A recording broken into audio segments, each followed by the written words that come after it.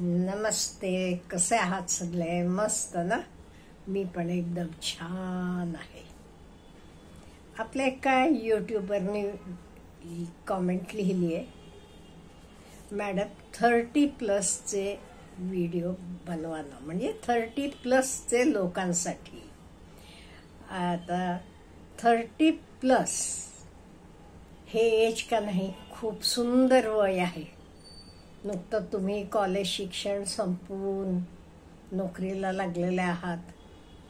काही थोडे लोकांना नोकऱ्या लागल्या नसल्या तरी काळजी करू नका. काही 30 म्हणजे इट इज नथिंग. अजून तुम्हाला लवकरात लवकर नोकऱ्या लागतील. काही काळजी करू नका, प्रयत्न करा. 2-3 वर्षात नोकरी लागेल. 30 म्हणजे काही खूप वय झालं असं नाहीये. अजूनही आयुष्याची 40-50 वर्ष बाकी आहेत. त्यामुळे जे अजूनही नोकरीसाठी प्रयत्न करतात, सेटल झाले नाही, ते काळजी करायचं काही कारण नाहीये. लवकरात लवकर तुम्ही सेटल होता. त्यामुळे असं मानून घेऊ नका, मला 30 वर्ष झाली, काय करू अमुक. अहो 30 तरी झालीत, आता काय ते. त्यामुळे काही काळजी करू नका, लवकरात लवकर तुम्ही सेटल होता. आता असं म्हणतात, लाईफ स्टार्ट्स एट 30. का म्हणजे एक मोठा माइलस्टोन आहे.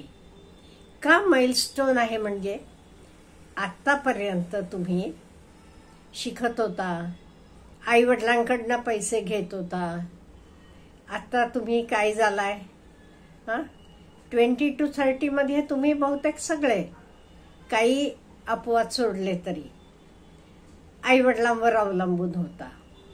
पण आता 30 to 40 मध्ये काय होतंय, तुम्ही अर्निंग मेंबर होता, फायनान्शियली इंडिपेंडेंट होता. केवढा आनंद होतो, खूप आनंद असतो का नाही? आई वडिलांकडे पैसे मागायला नको म्हणून. का म्हणजे 20 to 30 मध्ये अनसर्टन असते सगळं. कुठे नोकरीला जायचं लागायचं, किंवा माणसे कसली भेटतात, लग्न कसं होते, हे सगळं एक टाईपचं एक्साइटमेंट असते. पण तिशीला जरा तुम्ही सेटल व्हायला लागता. नोकरी लागलेली आहे, कोणाकोणाची लग्न पण झाली असतील किंवा बघत असतील, आणि व्यवस्थित रस्ता आता मिळालेला आहे. व्यवस्थितपणे तुमचं सर्वायवल चालू झालेलं आहे. हे 30 नंतरचं वय आहे का नाही, अगदी मी तर म्हणेन गोल्डन लाईफ आणि गोल्डन ऑपॉर्च्युनिटी आहे. का म्हणजे हे तुमचे जीवनावर खूप इम्पॅक्ट घालते. इम्पॅक्ट म्हणजे कसं असते, आता तुम्हाला बऱ्याच गोष्टी आत्ता तुम्हाला कळायला लागलेल्या आहेत. नोकरीला लागलेला आहात, नुकतंच लग्न झालेलं असेल, किंवा एखाद्याला एखाद मूल पण झालेलं असेल. आता तुम्हाला काय कळायला पाहिजे, एक म्हणजे पास्टमध्ये जगायचं नाही. नाही ते शाळा कॉलेजमध्ये असताना बरं होतं बाई, काही जबाबदारी नव्हती, काही नव्हती. आता सगळं जबाबदारी माझ्यावर पडली म्हणून कुरकुरायचं नाही. एक लक्षात ठेवा, हे तुमचं लाईफ आहे. दिस इज द गोल्डन लाईफ. आणि मी तुम्हाला काही 10 पॉइंट्स सांगणार आहे, ते तुम्ही फॉलो करायचे, म्हणजे खूप सुखाचं होते. मुलं असतील मुली असतील, दोघांनाही लागू होते. आता स्वतःची जबाबदारी स्वतः घ्यायला शिकायचं. मुलं असली तर मी म्हटलं, तुमचं लग्न झालेलं असलं तर बायकोला पण बरोबरीनं घरात मदत करावी लागते. Yes, you heard me right.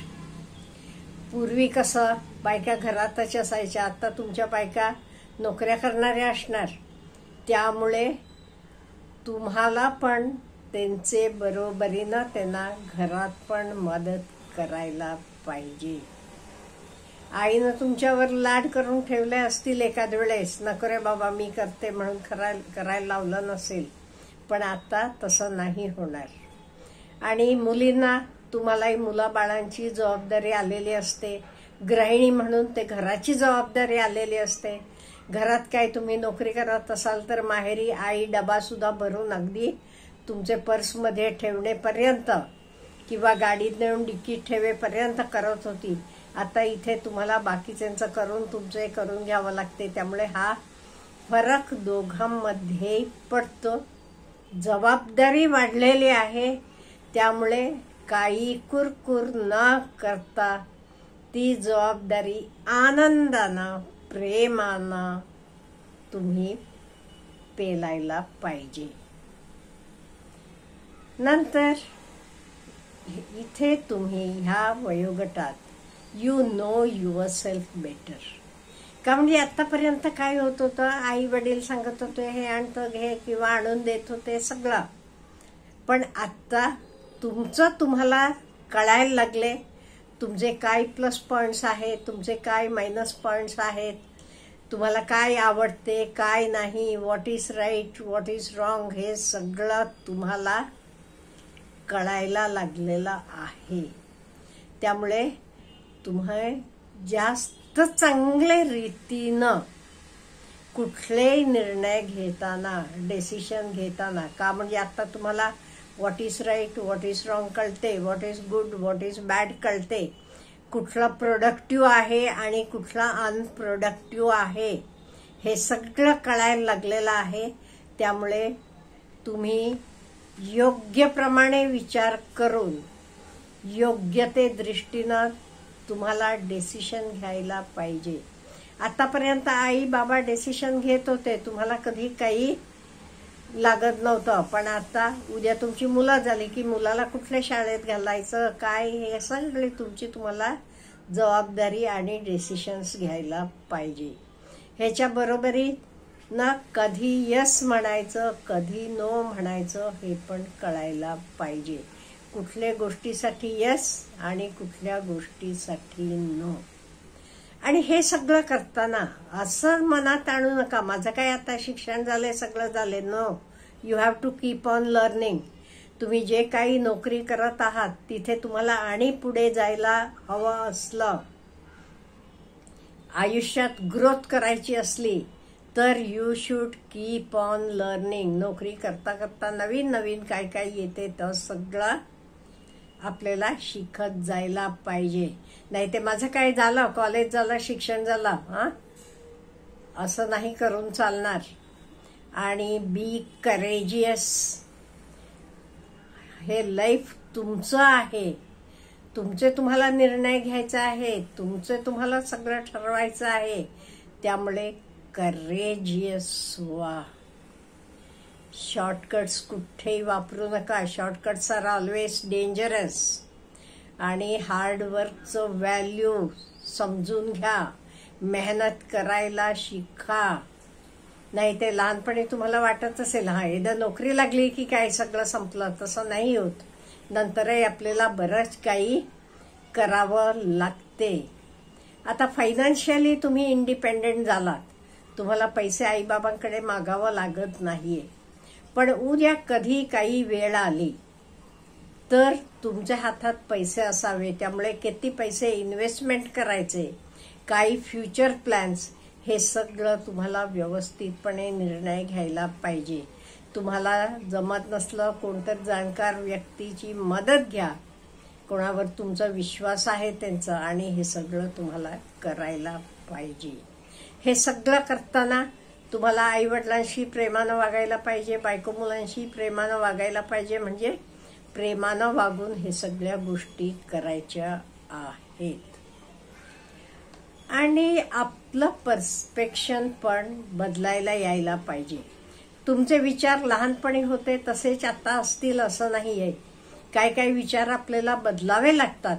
त्यामुळे काळ ठरवतो तसं आपणही बदल करायला शिकायला पाहिजे. हे सगळं करत असताना स्वतःला कायम मोटिवेटेड ठेवायला पाहिजे. म्हणजे सेल्फ मोटिवेटेड राहायला पाहिजे तुम्ही. आणि तुमचे मुलाबाळांना, बायकोला म्हणजे पार्टनरला किंवा whoever is around you, हे सगळ्यांना तुम्हाला मोटिवेट ठेवायला पाहिजे. त्यामुळे तिशीचं हे गोल्डन लाईफ म्हणते मी, पण at the same time it is the life of responsibility as well. खूप जबाबदारीचं काय म्हणजे हे वर्षात हे सगळे पुढचे तुमचे आयुष्याचं फाउंडेशन आहे हे. त्यामुळे हे फाउंडेशन स्ट्रॉंग असले एवढं तुमचं आयुष्य पुढचं स्ट्रॉंग बनणार आहे. त्यामुळे 30+ असाल तर अवश्य हा व्हिडिओ बघायचा आणि आपले मित्र मैत्रिणींना पण फॉरवर्ड करायचा. अच्छा, हॅव ए गुड डे.